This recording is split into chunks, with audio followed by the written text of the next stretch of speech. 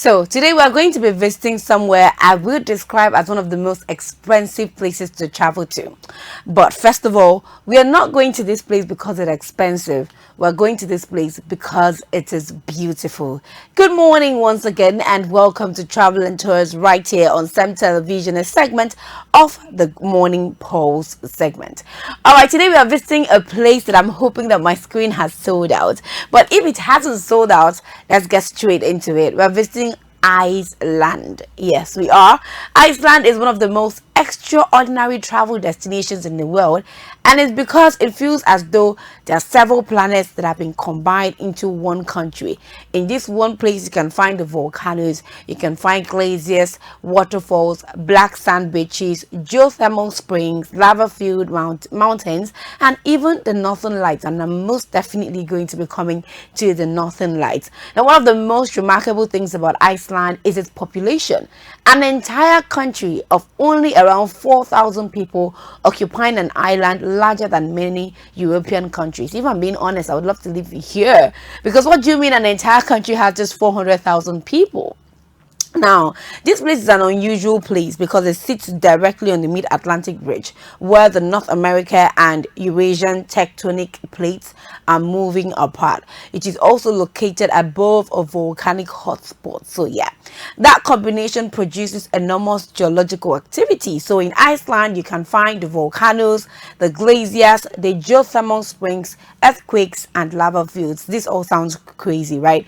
But it is not as crazy as it sounds. In the same country, that's why Iceland is often described as the land of fire and ice. Now we're starting off with the volcanoes. Iceland is one of the world's most volcanically active countries. Now it has numerous volcanic systems, and eruptions have repeatedly reshaped the landscape of this place. So there was this most dramatic recent period began in 2021. There was this volcanic activity that returned to the capital Reykjanes Peninsula after centuries of relative dormancy. Now there were subsequent eruptions after that in 2022, 2023, 2024, and even 2025. But Iceland has developed systems allowing people to experience volcanic landscape while authorities monitor hazards closely. So if you've never experienced volcano, you can experience it here, and it is totally safe because hazards are monitored closely. Can you imagine? Now we move on to other places. There is the Vatnajökull. Now it covers roughly about 8% of Iceland's land area and is Europe's largest glacier by volume.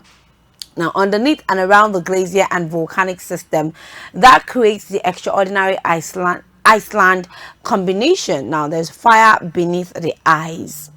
There is also the Jökulsárlón Glacier Lagoon. Now, it is one of Iceland's most spectacular attractions. Icebergs break away from the glacier and float through the lagoon towards the ocean. And the ice can appear as blue, sometimes it can appear as white, in some cases it's just bare transparent, and others it is black streaked. Yes, so moving on about this, we also have what we call the Diamond Beach. I mean, what was on your screen is the night lights, but we'll come to that. The Diamond Beach, first of all, pieces of ice wash onto the black volcanic sand, creating the appearance of diamonds scattered across the beach. We have the Iceland's waterfall as well. Now, Iceland has hundreds of waterfalls. Some of the most famous ones are like Skogavols. We have a huge waterfall dropping approximately 60 meters, and then on sunny days, its spreads can create enormous rainbows. We also have the Seljalands Falls. We have the Goda Falls. This is also known as the waterfalls of the gods. Maybe that's why it's called the Goda Falls. Then there is the Dirty Falls. It's one of Europe's most powerful waterfalls ever. So there is the Venusfjara, the black sand beach. Yes. So as the clips begin to play on your screen, you're going to see the black sand beach. Actually, this is another place I would definitely want you to see when you visit this place. Now, the beach is covered in black volcanic sand. It's created from volcanic rock. So behind it are dramatic basalt columns.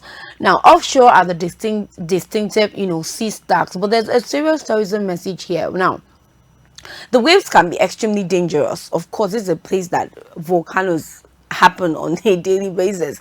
Now, the Venusfjara is notorious for powerful sneaker waves that can suddenly surge much further up the beach than expected. There is also what we call the Blue Lagoon, which is what you can see. Okay, this is no longer the Blue Lagoon. Now, the Blue Lagoon, probably Iceland's most internationally famous geothermal attraction. It is a geothermal spa surrounded by lava fields, right? Its milky blue water comes from a combination of geothermal seawater and fresh water.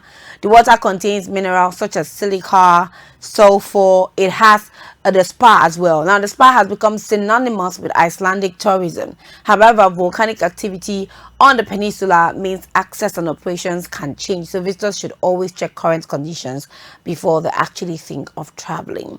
Now, why does Iceland have so much geothermal activity? Because of its geological position. Now, we also have heat from beneath Earth's crust hits groundwater. That creates hot springs, it creates steam vents, it creates geothermal pools, and even volcanic activity. Yes, Iceland has used this natural heat to transform its energy system so many times. Iceland's renewable energy story, because of course Iceland has renewable energy. It generates almost all of its electricity from renewable sources, primarily hydropower, geothermal energy. Geothermal energy is also widely used for heating homes and even building. So Iceland isn't simply living alongside its volcanic environment, it is using it as well. There's so much to say about this place, and I feel like we haven't even gotten to the Northern Lights yet, and time is currently running out. So as always, we're going to have an episode 2 of Iceland. It's an entire country, so there are so many tourist places here.